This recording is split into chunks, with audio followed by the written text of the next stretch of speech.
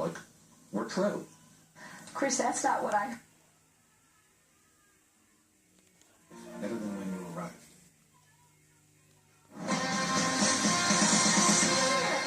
Back in the book segment tonight, protecting Hillary Clinton. You may have seen this exchange on Fox News Sunday.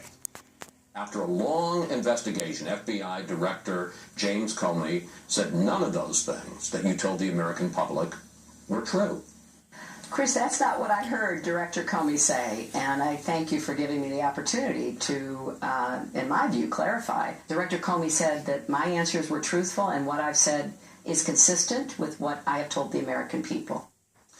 Now, that was widely reported in the press, but it was ignored in the New York Times. So, the Times ombudsperson, Liz Spade, wrote an article criticizing her own paper for not running the story about Hillary Clinton, Comey, and all that.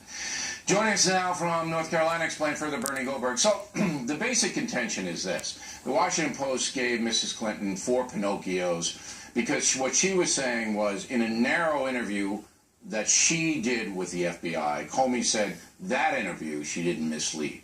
But in the broader investigation, Comey clearly said she did mislead the American people. So Hillary Clinton focused in on that one thing. That's called parsing. And everybody knows what happened. And, you know, Washington Post knows, Fox News knows, everybody knows. New York Times knows too, but chose not even to report it. That's pretty big, is it not? It is very big. 2 weeks ago, this same ombudsperson, the public editor, whose job is to look out for the reader, 2 weeks ago she wrote a column under the headline, "Why Readers See the Times as Liberal," and she gave several examples.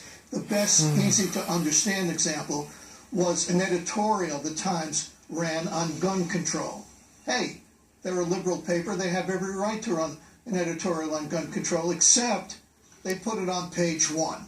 So that's a reason that readers see the Times as liberal. Now we have this.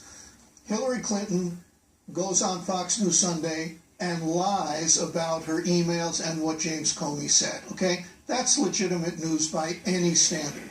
But at least one editor at the Times, maybe more, made a conscious decision not to run that story, okay? There's another example of why readers see the New York Times as liberal, but I'll give you the main reason. Readers see the New York Times as liberal because the New York Times is liberal, and not simply on its editorial page. No, it goes all throughout, all the editors, all the columnists. On the news page. Absolutely, and you can, if you're in the business, as Goldberg and I am, we see it because we know the subtext of what's happening. But there is a broader picture here. That yes, there is. The New York Times, okay, we're not going to report stories that we feel might damage the candidate that we want to win, Hillary Clinton.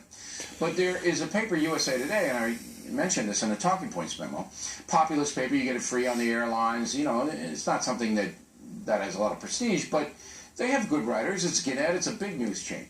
I mean, their basically game plan is to every day just hammer Trump, just hammer him and hammer him and hammer him and hammer him. Right, look, are there elements in what we call the mainstream media that viscerally detest Donald Trump? Yes.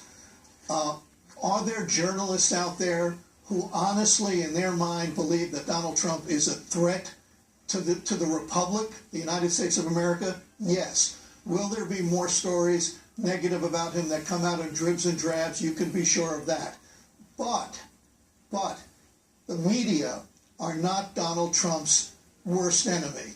Donald Trump's worst enemy is Donald Trump. He is just a terrible candidate who puts his foot in his mouth on a regular basis. I disagree with that. Trump is new. I know you do. Yeah. Well, let me say my piece, and then you say yours, and that's what we do here.